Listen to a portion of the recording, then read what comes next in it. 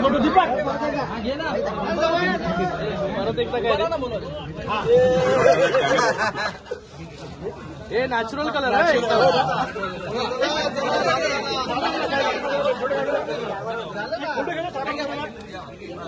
अरे माळवी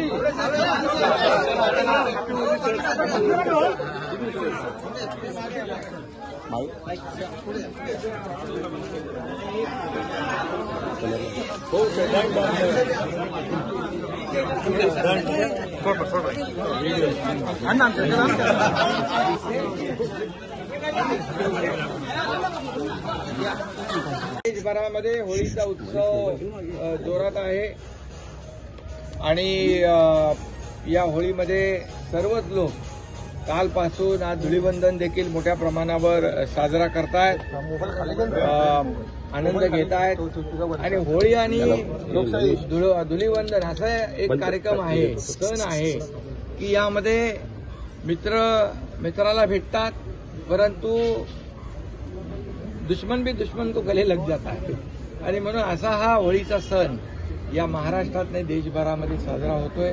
आम्ही 2.5 वर्ष या सर्वसामान्य लोकांच्या जीवनामध्ये आनंदाचे सप्तरंग उधळण्याचं काम करतोय।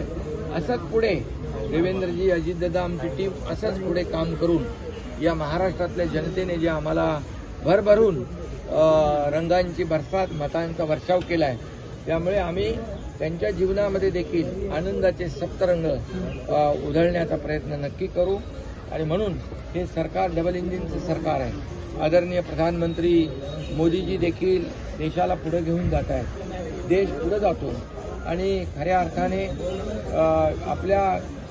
आपला देश जगभरामध्ये आपल्या देशाचं नाव लौकिक वाढवण्याचं काम आदरणीय प्रधानमंत्री मोदीजी करतायत।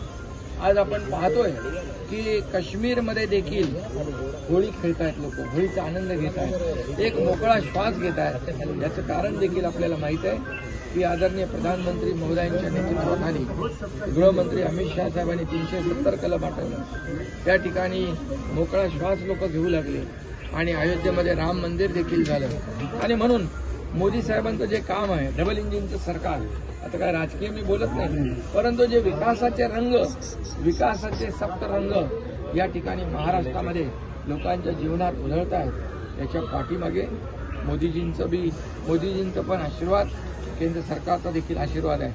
आता नुकतेच मोदीजी मॉरिशसला गेले होते, तर मॉरिशसचा सर्वात मोठा पुरस्कार जो आहे, सर्वोच्च पुरस्कार, तर तो grand commander of the order of the star, the grand commander of the order of the star आणि the key of the Indian Ocean, असं सर्वोच्च पुरस्कार मोदीजींना मिळाला, हे देखील आपल्या सगळ्यांना अभिमानाचं आहे आणि तो मॉरिशसचा सर्वोच्च पुरस्कार आहे।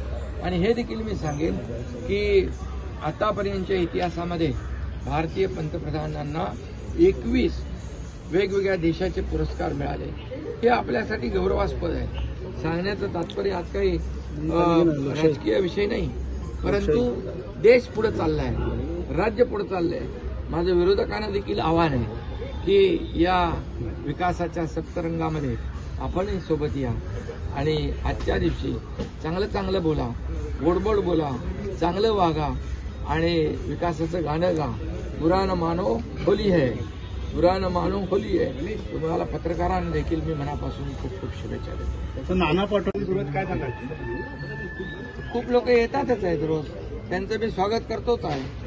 त्यामुळे हे भगव्याकडे जो काही ओढा आहे तो सुरूच आहे, तो आणखी वाढणार आहे, कारण शेवटी आम्ही सोबत सगळ्यांना घेऊन जाणारे लोक आहोत। ज्या ठिकाणी उद्धव ठाकरे सभा घेत आहेत, या मिटिंग घेतात, मात्र दुसरीकडे ताबडतोब तुमच्याकडे पक्षप्रवेश होताना दिसतोय, कुठंतरी त्यांची गळचेपी त्या ठिकाणी होते, त्यामुळे कोणाशी?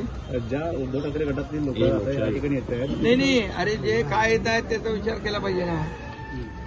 येत आहेत त्यांचं आम्ही स्वागत करतो, त्यांना भगवा रंग, हिंदुत्व, बाळासाहेबांचे विचार, आनंद दिघे साहेबांचे विचार हे पटत आहेत म्हणून येत आहेत। विकासाचा अजेंडा आमचा आहे, फक्त राजकीय भाषा आम्ही करत नाही, राजकीय आरोप प्रत्यारोप करत नाही, आम्ही विकासाचा सप्तरंग पुढे नेण्याचं काम करतोय। त्या विकासाच्या सप्तरंगामध्ये येत आहेत सोबत।